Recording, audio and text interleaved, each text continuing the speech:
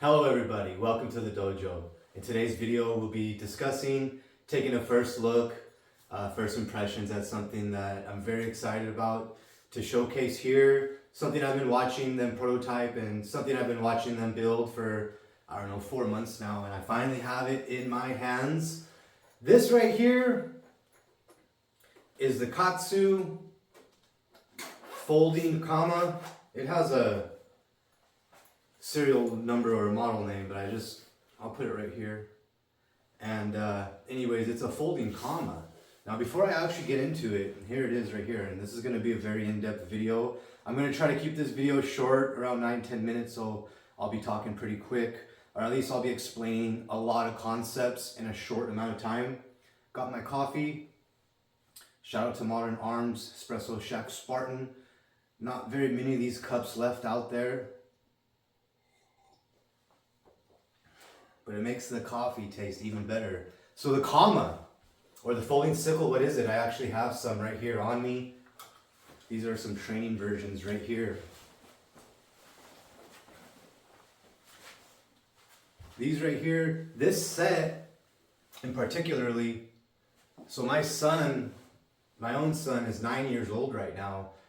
I've had these since I was about 9 years old. My own father purchased these for me in karate class so I could learn karate. And this is my sensei back here, Shihan Morris Mack. He taught me just about everything I know. And anyways, now I'm an old man, but I still remember these, and I still remember all my memories, martial arts memories, all my heroes, my father, my sensei, everybody I look up to. So the kama has a special place in my heart, just like the nunchaku. The nunchaku is my favorite weapon, but the kama is right there with it. I think I started the kama, I think in the way that my school, my dojo did it, is they started you on the bow first, the bow staff. From the bow staff, then I think you move on to kama, and then nunchaku, and then swords, etc. Sais, I think I never picked up sai, but you had to choose you kind of had to choose what you wanted to learn. I chose nunchaku. Anyways, let's get into it. So this kama, let's talk about the format of it, because I think that's really important. This kama was carried by, at least in my style, Shotokan, Okinawa Shotokan, was carried by farming class citizens. Farming class citizens, because at the time swords were illegal. They could not carry a sword. But what they found out is that the kama is actually a much more dangerous weapon than a katana or a wakizashi. And every samurai of that period knew this. And I'm going to start with this point in the video because I think it's very, very important. Let me grab, oh, I got one right here on me. I was going to grab a sword, but I got an espada on me, all right? So let me just show you this attack angle. Let's say I had a sword on me, right? And I was going to attack my opponent, okay? So here's a strike. I got to move from here to attack, right? From here to here, right? But a kama, I only have to move from here to hit the same. So let me see if I can superimpose the kama profile over the espada profile somehow, in a way that makes sense. All right, so let's say I was attacking my enemy. Let's say this is my enemy right here. I only have to travel this amount of distance. See that? With the kama, I only have to travel this distance to make the strike. From here, you see that? Where the bladed version, see that's where I stopped last time, have to follow through. So that 5 to 7 inches right there, that angled of the kama, allows you to strike your opponent first. Actually, I can just show you right here on Bob. So let's say I was attacking Bob. I can hit Bob with a kama. I can hit Bob multiple times. I can hit him faster than he could hit me if all he had was a sword. So let me superimpose this again, just to really make this clear, is that when I strike, the kama hits first. That's as simple as it is. The kama hits first. The blade is still this far away. So your body mechanics can be shorter. You can strike faster. That is the reason why this kama profile, and all the samurais knew it. This kama profile was extremely dangerous because you can get hit, your wrist could get struck. That's another thing, is that with just a knife, if someone attacks you with a knife, you can catch their wrist, and forearm and stop the whole blade from attacking you. With a kama, even if you stop the wrist, they can still get you. Do you see that? So if you get attacked and you block their wrist, their hand's coming down, you grab their arm, they can still come down and really do some devastating attacks. Now that's just the shape of it. Now the only thing about it is that it's harder to carry. Back in samurai times, it was a little bit harder to carry a shape like this. Now me, I just slid them in my waistband. It wasn't really that big of a deal. I can carry them this way, see? And it's out.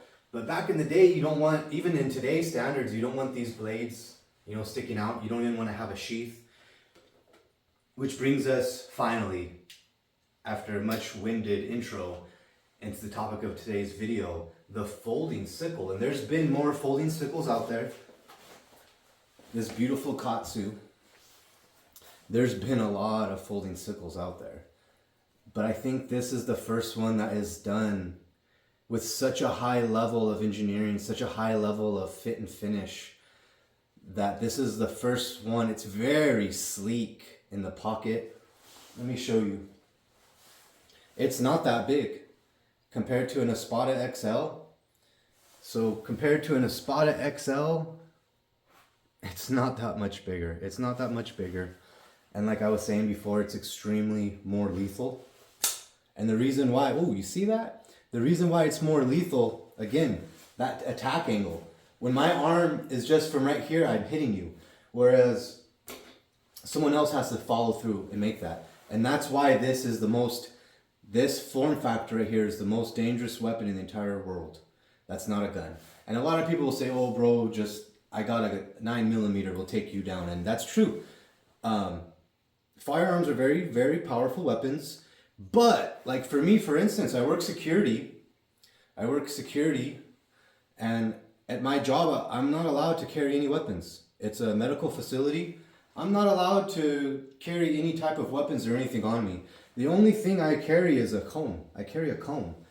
And I deal with all types of people. I never feel outgunned or I never feel outarmed, even though I'm unarmed. And that's because I'm comfortable with my surroundings. I'm comfortable with anything I might have. And I'm pretty comfortable with just hand-to-hand combat, jiu-jitsu, all that. So I have a higher level of confidence, a higher level of control of any situation. But this right here, holy moly. This right here is just incredible. I just love the shape. Now this blade is no joke. This blade is actually pretty long. I was pretty impressed.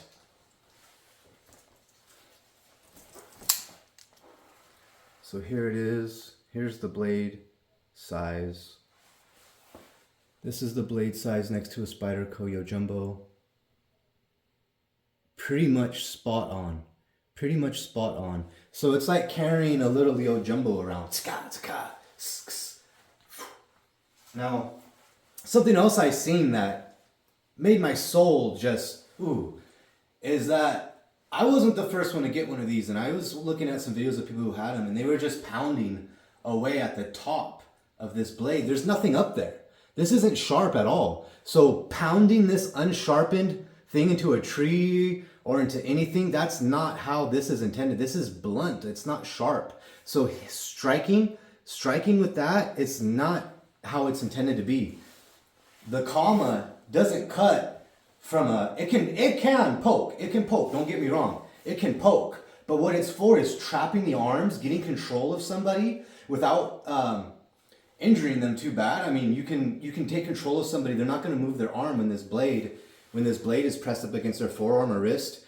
They're not going to resist as much because of that blade, okay? So you can catch wrists, you can catch necks and control a person. That's what this is for. It's not for just pecking away at them and just, where'd the Spider Co go? Here it is. So it's not just, you know, that'd be like getting the ice pick grip and just stabbing away at someone. It's not just a stabber. What it is it gets out there, catches an arm, then you drop your body weight. So you catch something, you bring it down. As soon as you use gravity, all you gotta do is take the energy out of your legs and you fall down. As soon as you drop down your stance, this will cut into anything you catch. So on a quick motion, you catch the arm, drop down. When you drop down, they're gonna feel the bite, they're gonna settle down. That's what it's for. It's a pull down, it's a bring into you. It can still cut, it can still defend, but it's not a hammer. It's not a hammer, it's not meant to be bludgeoned. It's a very precise, skill-based weapon to catch, trap, and pull into you. Pull into you. Now it can slash. I've demonstrated that these style of blade, it's almost a talon style blade. These talon style blades can cut. They can cut. But what they're meant to do is unzip the flesh. Unzip the flesh, and to also make deep, very deep, serious cuts. What do I have? So on the whole other end of that blade shape, right here we've got a Microtech SBK. Now this knife is very sharp, but when you roll that edge along the body, it's just gonna make a rolling motion, and it's only gonna cut the first thin layers. I mean, it will still cut deep. If you add some force into this, it will still cut deep, but because of the round shape of it, it will roll off the surface. It will roll off the surface. This one will continue to penetrate, go deeper into the cut. It will continue to go deeper and penetrate into the target. And penetration, there is a time for slashing. There's a time for slashing. But penetration is going to be a much, and a lot of times going to be a much more stopping power, the penetration. So just sticking that in, pulling it back, getting this anywhere and pulling it back is going to rip and tear a lot of material. Even other than that, just the fact that it's so fast. You just pull it out and it's out. The speed of it is very impressive in my opinion. Now let's talk about this tip real quick. They call this their shark fin tip, I think is what they call it. Oh, and there's also this hole. So there is also a technique where you get two of these and you tie them together like nunchucks. It's an advanced technique. I'm learning it right now. I'm in the process of learning it right now, so hopefully I can showcase that to you soon. But anyways, the shark fin. Now this shark fin, I love the shape because when you have it out in this position, you can still use this almost as an eskrima, almost as a baton. You have protection, you can block, but then when you flip it up on this side, you have the less lethal. Now it's sharp. I'm gonna tell you right now, this thing is actually very sharp. If I hit my hand, it would go through. If you hit any exposed anything, it's gonna cut and tear into it. So you still have that option. In fact, a better, less lethal option would just to be to hit them with any of this top area here. And so let's just talk about this real quick. The construction. The blade is a D2 steel. The whole body, this frame in there is a titanium frame, and then it's covered with carbon fiber. Now carbon fiber, I've got a long history with carbon fiber. I'd actually prefer if it wasn't carbon fiber right here, because carbon fiber chips out. Carbon fiber doesn't really handle abuse very well. I would actually prefer if it was all this material right here. It's kind of like a G10 or something. But they use titanium and carbon fiber just to save weight, kind of make it more modern, I guess. And like I said, this is the most modern interpretation. You could even use this as like a flipper. And listen to this. Just smooth as butter. You could use this back end like a flipper. But yeah, the blade is a D2 steel. Razor sharp. We'll do some cutting with it right now. But I love this shape, you guys. It's like the most beautiful thing ever I've ever seen in my life. It's a higher level skill set, but with a little bit of training and understanding of how it's used, I hope you can see that it's for the pull. It's for the pull. You can still defend and block with every part of it. That's the craziest thing about it, is that all this back end right here, you could block an incoming attack with it. You could use this whole front end to also block an attack, or even, you know, do a quick strike. You could come in with the jab and then strike around to the neck, pull back. Like so, you can catch an arm, pull back, catch a wrist, pull back. Underneath the arm, underneath where the armpit is. There's so many areas you can stick this thing in. That's what you're looking for. You're looking for an opening under the armpit, over the neck. See that? It's just the wrist. It's a wrist spin away from just catching anything. You're gonna come in, you're gonna catch an arm, you're gonna pull it back. Fight's over. That easy. All right, so let's get into some more testing, more cutting. That opening is just crazy, guys. It's just crazy. So I'm gonna get the target set up and we're gonna do some cutting. All right, so we got the target stand set up. It's a really straightforward, pretty traditional setup, just a zucchini on a stand, something you're used to if you've been on this channel for a while. But I thought it'd be interesting to compare the Katsu to just a regular folding knife. It's not gonna be scientific or anything like that. It's not gonna be a fair test because I just got the Katsu today and I've been training heavily with folding knives for very many years. It's just gonna be to show the mechanics of it and show a concept. But I do look forward to training with the Katsu and developing the skills and showing how a kama is more dangerous than a regular geometry of a knife. But anyways, let's get into it. The Katsu. Woo! That was clean. That was a clean cut. I didn't feel a thing. Hey, so that Katsu surprised me. It was so fast out of the pocket and it was so smooth and effortless through the cut. I can't even believe how fast that was. Now, of course, the knife's gonna be even faster, but like I said, I have a lot more training with it. And it's just effortless with the Espada. Now this is, the Cold Steel Espada is my favorite folding knife. It's the most powerful. This is the best folding knife in the whole entire world, don't get me wrong. This is number one. But that being said, just because of the geometry of the Katsu is a more lethal weapon. It's a better self-defense weapon to a more skilled individual. If you had the same training, the same level of skill, the Katsu is always going to win. And that just comes down, like I said, the attack angle. I only have to move my hand this far to hit with the kama. Whereas this blade, to hit with just a knife, I have to move a bigger range. It's only a few inches. See that? The Katsu hits first. Moving my hand down, the Katsu strikes first. It's only a few inches, but in a fight, most fights come down to luck, not skill. You can have every skill in the world, but you could have bad luck in a fight. So any advantage you have in your equipment, even the geometry, the engineering being one of them, is an advantage in my book. Take out any of the luck, bad luck. So if you're slower that day, or if your opponent's faster, taking out the range of motion to strike is going to give you that advantage. And you're going to have, what you're going to do is you're going to create bad luck for your opponent.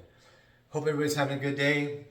Leave a comment and all that mumbo jumbo. I read all the comments, so even though I get a lot of comments, I read and I reply to most of them, unless they're totally outrageous. But I like those ones too. Keep them coming. Hope everybody's having a good day. Peace.